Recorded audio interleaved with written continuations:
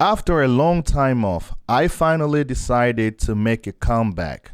Ladies and gentlemen, I am building a house on my farm so that my workers or my farm guardians can have a permanent place to stay while they're taking care of the farm. While building a house on a farm is so important, first of all, in order to bring back animals and conduct any sort of activities, I will need the manpower to take care of the livestock. And building a house guarantees security and sets things off while providing a place to stay. My only excuse now for not having animals on the farm while the whole pig barn is built and ready to house well over 100 pigs is that I do not have a place for workers to live in while they work on the farm. Now guess what, ladies and gentlemen?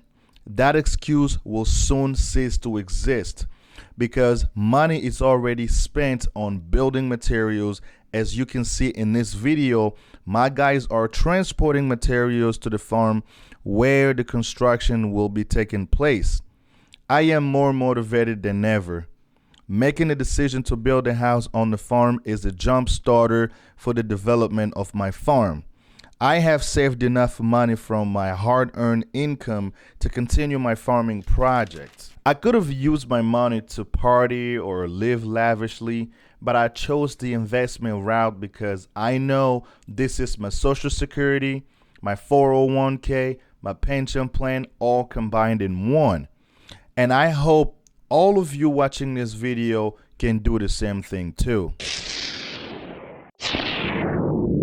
Most investments succeed when investors know the market and are surrounded by associates with the knowledge in a specific market area that maximizes his or her chances of success. In my case, I have the most powerful element, which is the urge to succeed. And I also have people who have shown me their dedication through hard work. But my knowledge is very limited. However, I have social skills that have helped me fit into places that I never thought I would be able to fit in. I didn't know that I had the skills to raise animals until I started raising chickens in my parents' house back home in Africa. And quite honestly, I don't remember sitting in a classroom or learning where neighborhood animal feed vendors were located, or learn how much kilograms of feed that I needed for the chickens on a regular basis, and how much water they needed to drink every time they eat their feed. All I remember is my father taking me to a local chicken feed vendor so I knew where to buy it whenever I ran out of them.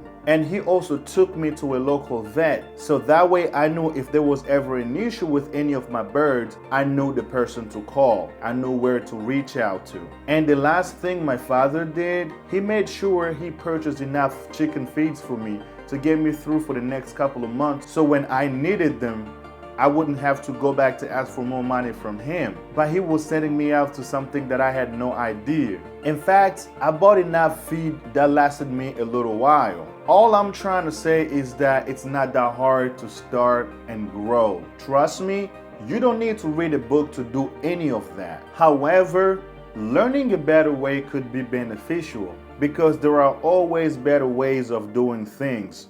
Especially with everything today and new discoveries and practices, farmers are compelled to stay informed so that we are not left behind. Common sense is a huge virtue that can be applied in business without having higher level of education to succeed. Raising animals isn't rocket science. That means anyone can do it. I am a prime example of that. I used to raise chickens in my parents' backyard when I was in middle school. So that was before I had my high school diploma. I had achieved something that many people with master's degrees have not yet accomplished today. As a middle school student, I used to show up to school with 20, 30, or even 40 bucks in my pocket from selling chickens. These amounts of money in the early 2000s back in Africa was a lot of money, especially for a middle school student. And I believe it still is today. I remember back then my middle school friends used to come up to me and ask me, man, where you always getting all this money, man? My answers were always the same. I sell chickens. Without realizing it, all of my middle school friends wanted to start a poultry farming so that they can show up to school with that kind of cash as well. Now, I believe that I am a lot smarter and more responsible than I ever was back when I was in middle school. In addition, I have a job that pays well, which allows me to finance the projects that I got going on. What can possibly stop me? The answer to that question is nothing but myself.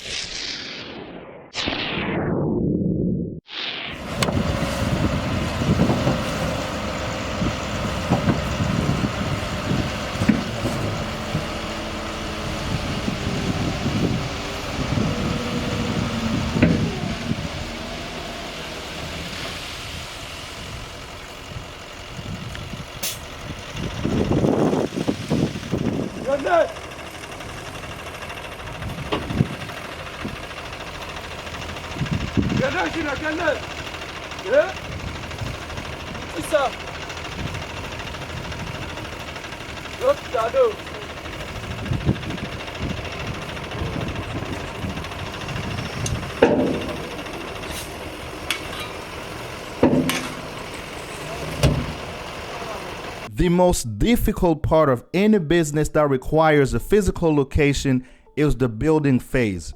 I understand not everyone has the financial capability to build an establishment for their projects. Just like many industries, it costs more money to build an establishment than it is to purchase goods needed to run your business. I promise you, don't worry about the cost of building. Once you are handed an estimate of how much it's going to cost you to build a house, just start with whatever you got. Trust me on this when I say you will make that money back. You will make it back 100%. Let's do a quick math.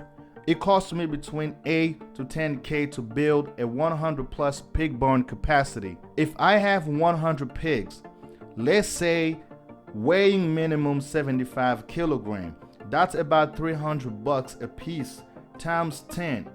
I suck at mathematics, but you do the math and get an idea how much money you're looking at. Technically, if you are serious about what you are doing, you should be able to make that money back within a year.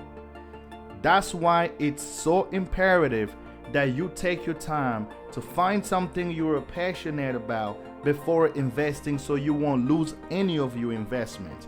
Because building isn't a joke, but is the greatest investment you can possibly make. If your business fails and you don't want to go through any more headaches of running a business, you can always turn around and rent it out to someone else and still make money monthly from that investment. I'm not bragging, but I make enough money that allows me to pay my bills here in the US and send enough money back home to build. I have personally made this 2024 a year of building, and I want you guys to embark on this journey with me. Our beautiful country, the Democratic Republic of Congo, needs every single one of us.